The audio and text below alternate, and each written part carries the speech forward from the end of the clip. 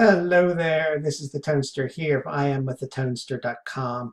And today I want to talk to you. I'm starting a new playlist called Real Life Lessons to Help You Succeed. And what this is as I go through my life, I'm finding things are happening that I'm relating to either my business or your business or anyone's business, things that I'm like, I'm taken aback and I'm thinking, what the heck? What are you thinking when I'm dealing with other businesses and things that they should be changing in order to get more business and they're really not?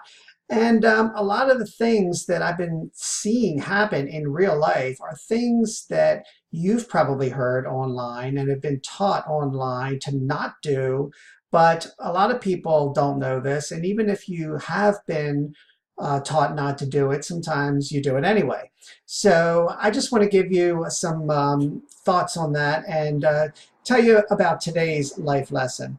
Now, I am always a rooter for the underdog. I mean, I like supporting local businesses versus large chains. I try to give local businesses and mom and pop businesses my business when I can and over the chains, and I really try to do that. So yesterday I had an experience with a local business actually that just again had me scratching my head thinking, what are you thinking? And it's something that I've heard people preach online, and maybe you have too, and that is when you are trying to create a product or you're trying to sell something online, what you need to do is solve people's problems and give them what they want. People will hand you money left and right if you give them what you want. Now, my experience yesterday relates to that because there's a local business that rescreens house screens, for my house. So I had some screens that I wanted. I moved into this house 10 years ago, and there was two types of screens. There was some silver screens and there was some brown screens. And I really didn't like the fact that they didn't match. So I wanted to take them to get them rescreened, and I wanted to change the silver ones to brown so they all matched.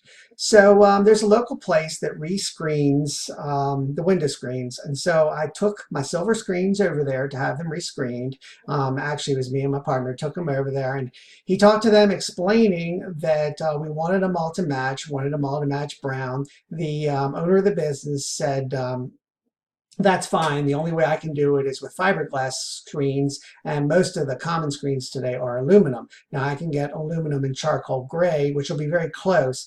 And we said no, we want them to match brown. So you can get the fiberglass ones, even though they're not going to last as long. It's fine. That's what we want. Left it at that.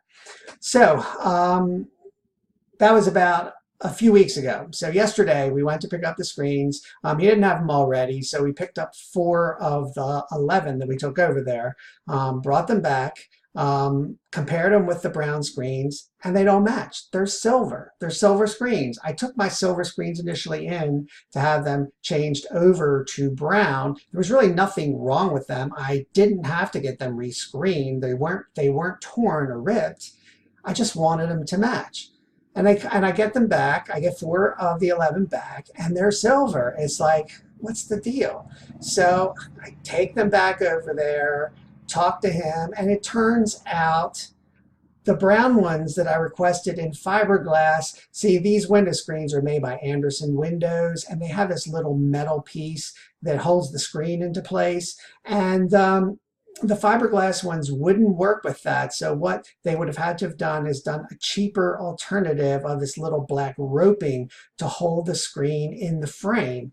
And the owner took it upon himself to say, well, we wouldn't want that because it's a cheaper alternative. We would want the better aluminum screen with the metal piece holding the screen into the frame. So he proceeded to get the aluminum screens and in charcoal gray, which he thought was going to match, even though we decided on which one we wanted.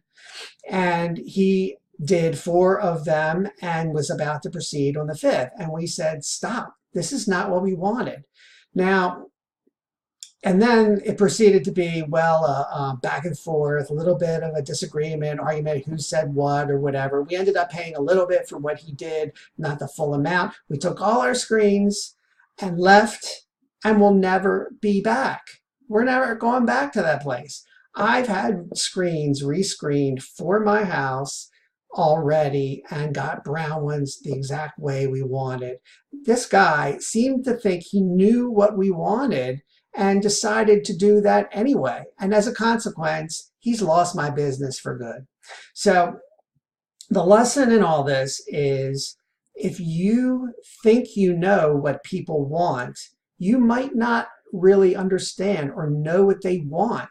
You need to ask them or find out or do testing to find out what people really want and then sell them that. And this is one of the main reasons why people don't succeed online, because people, including me, believe me, I have been a very big, I've done this hugely in the past. I think I know what people want.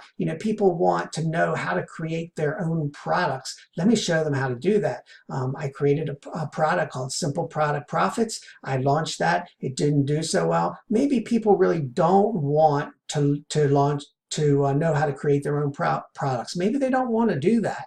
But I never asked. I just assumed what people wanted. So the bottom line is, if you think you know what people want, maybe you don't. And you really need to ask, or you need to do some testing. And you need to look at it this way. I'm going to research what I think people want, and I'm going to come to an educated guess. Once I've come to that, then I'm going to either find an affiliate product, create my own product, whatever I'm going to do, and I'm going to sell it to them. But I'm going to have an open mind, and I'm going to say, maybe I got this wrong. Maybe this isn't exactly what they want, and I'm going to test it. And if it doesn't fit, if it doesn't sell, then that's not what people want. Maybe I'll alter it a little bit. Maybe I'll change the entire product. Maybe I'll go back to square one. Who knows? The point is, the best thing you can do with your business is to find out what people want and give it to them. Because if you provide a solution to their problems, they will be eating out of your hand. And that experience yesterday with the screens proved it to me beyond a shadow of a doubt. There's also another quick note I have about that. I was telling this story to my next door neighbor yesterday, and he has a pergola out in his backyard, and he wanted to cover it with some plexiglass so that he and his wife can sit out under the pergola, if it's raining. So anyway, he was looking into materials that he could use to do that. And he needs these specific type of screws that'll go through the grommets, and probably some washers and some nuts too. So anyway, he went to the local hardware store and asked him, he knows where to get these screws. He knows he can get them from the manufacturer. This hardware store could get them from the manufacturer, but instead the salesman is saying, oh no, go to quote unquote one of the big box stores. You can get them a lot cheaper there. They'll have them for you, and then you don't have to order them and wait for them, and they'll be a lot cheaper for you. And my neighbor's saying, I don't want to do that. I want you to order them. I'll pay more and I'll wait for them. What is wrong with this scenario? And you tell me, what is wrong with this scenario? Again, another example of a salesman trying to tell the customer what they want. Listen to the customer and give them what they want. Don't try to convince them that they want something that they really don't.